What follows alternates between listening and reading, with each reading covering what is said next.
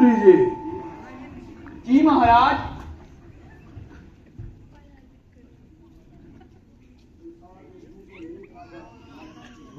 संसार में तो जून एक राजा संसार चलाते हैं,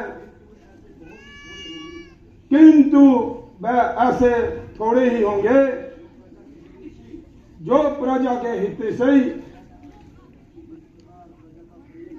जिस प्रकार प्रजा का प्रेम राज्य की जड़ों को नित्य बनाने वाला होता है, उसी प्रकार राजा का अन्याय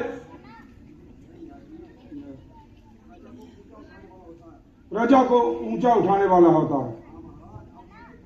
हाँ महाराज, आप सत्य कहते हैं। नीति में कहा गया है कि जिस शरीर में प्राण नहीं, जिस सरोवर में कमल नहीं, जिस घर में दीपक नहीं, जिस राज्य में राजा नहीं, जिस राजा में अन्याय नहीं, न्याय नहीं, वह मरकट के समान है। महाराज, आप सत्य कहते हैं। महाराज, सुना है कि श्रवण कुमार जी बता रहे हैं। मंत्री जी, आप जाइए और उन्हें आदर सम्मान लेकर आइए।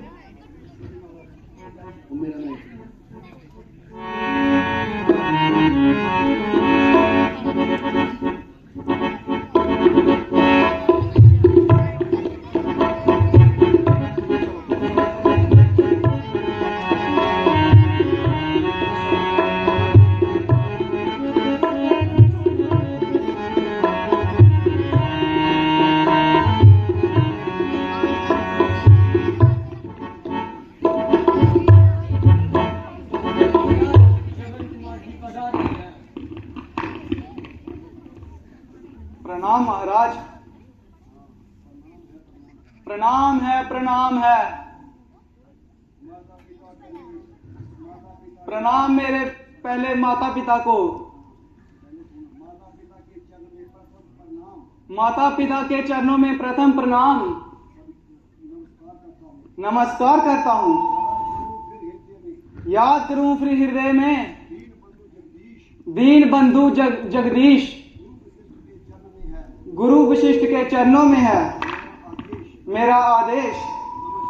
नमस्कार। आखिरी प्रणाम महाराज दशरथ को। धन्य हो बेटा, तुम धन्य हो।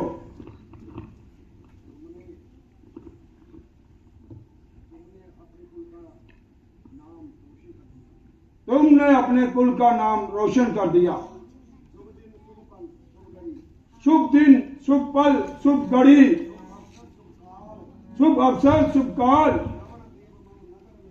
सेवन देव नगर निगम में आए हुए निहाल।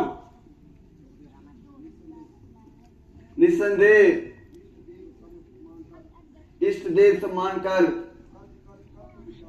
तर्ज कर कब का विमान। श्रवण देव मम नगर में मात्र भक्त संसार में श्रवण एक अवतार। हे बेटा श्रवण, तुम धन्य हो।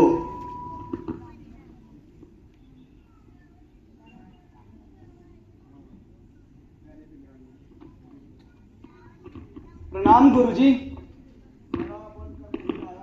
बड़ा बनकर नहीं आया मैं, बालक बन के आया हूं आपके द्वार पर। हे नाथ, जाचक बन के आया हूं। हाँ हाँ, कहो पुत्र, अब तुम्हारा आने का क्या कारण है?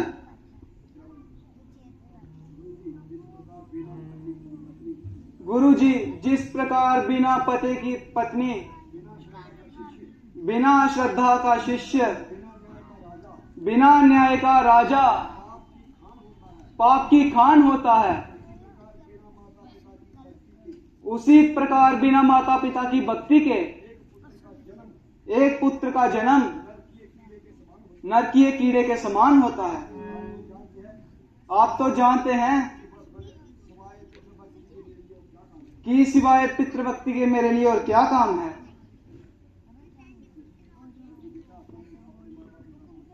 परंतु बेटा, तुम अपने माता पिता के अंधे होने का कारण भी जानते हो। नहीं गुरुवर, नहीं भगवान, नहीं जानता। बस इतना जानता हूं कि वह अंधे हैं। अच्छा तो सुनो, तुम्हारे माता पिता के भाग्य में पुत्र की प्राप्ति नहीं थी।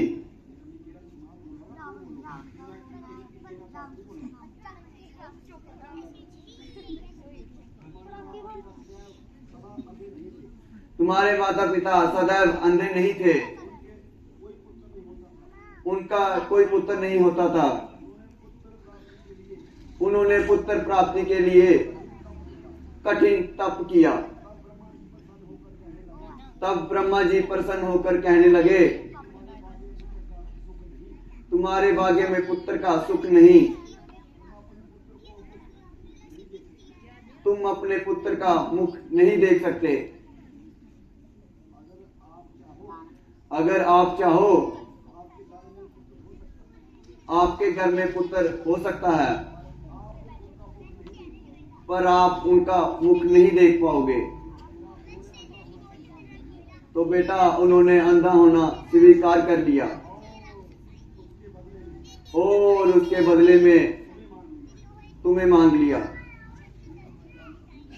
ये तुम्हारी राम कहानी है बेटा।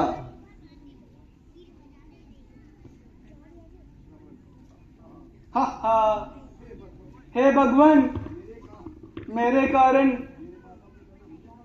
मेरे माता पिता ने अंधे होना स्वीकार किया। धन्य है, आज मुझे ज्ञात हुआ कि मुझ पर माता पिता का कितना ऋण है। इतनी ममता, ऐसी उदारता। पुत्र के कारण पृथ्वी पर सोए, पत्ते खाए, सर्दी गर्मी सही, अंत में अंधा होना भी स्वीकार किया। हे भगवान, परंतु मैं भी प्रतिज्ञा करता हूं कि उनकी सेवा में अपने जीवन को बलिदान कर दूंगा। संसार को माता पिता की भक्ति दिखाऊंगा, अपने प्राणों का अंत कर दूंगा। अपनी चिंता कुछ नहीं, चिंता है उनके काम की। जिस तरह भी बन सके, सूरत बने आराम की। बेटा, तुम धन्य हो। संसार में तुम जैसे सुपुत्रों की ही जरूरत है। बस नाथ, अब विलंब ना कीजिए। मेरी आशा शीघ्र ही पूर्ण कीजिए और मुझे बताइए, कोई उपाय बताइए भगवान। आपकी दया में ही आरामदीन का उपकार होगा, आपका और कामधीन का। तलाइए उपाय कि पूरी ये आश हो। अंधों की आंख में प्रभु ज्योति का वास हो। हाँ बेटा, तो सुनो, यदि तुम उनको प्रयाग, काशी, बद्रीनाथ, रामेश्वरम आदि समस्त तीर्थ यात्राओं कराओगे तो ईश्वर की कृपा से उनकी आंखों की रोशनी जरूर वापस आएगी। उपकार प्रभु, महाउपकार। अभी संवाद ये माता पिता को जा सुनाता हूं। मैं खाली हाथ आया और झोली भर के जाता हूं। परंतु बेटा श्रवण कुमार, अपने अंधे माता पिता को सारे तीर्थ किस प्रकार कराओगे? वह अंधे प्राणी तो यात्रा बहुत बड़ी है बेटा।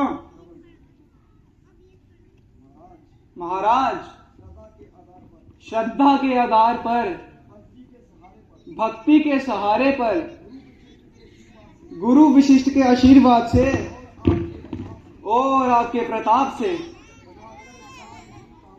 बना के कांट की कावड़ और उन्हें कंधे चढ़ाऊंगा, फिरूंगा तीर्थों पर, उन्हें स्नान करवाऊंगा,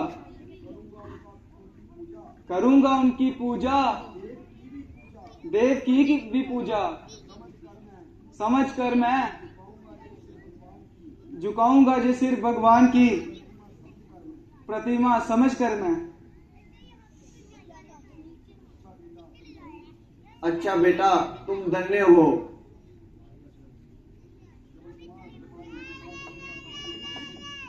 श्रवण कुमार, तुम्हारी माता पिता की भक्ति धन्य है और तुम धन्य हो। क्या करना है ज्यादा लालों को, जहां तुम जैसा पैदा लाल हो। हे बेटा, तूने भारतवर्ष की धरती को धन्य कर दिया। अच्छा महाराज, अब मुझे आज्ञा दीजिए, ताकि अब मैं ज्यादा देर नहीं लगाना चाहता। आप मुझे आज्ञा दें और आशीर्वाद दें कि मैं जिस कार्य के लिए जा रहा हूं वह पूरा हो। हाँ बेटा, जाओ और तुम्हारी जय हो। अच्छा गुरुवर, प्रणाम करता हूं।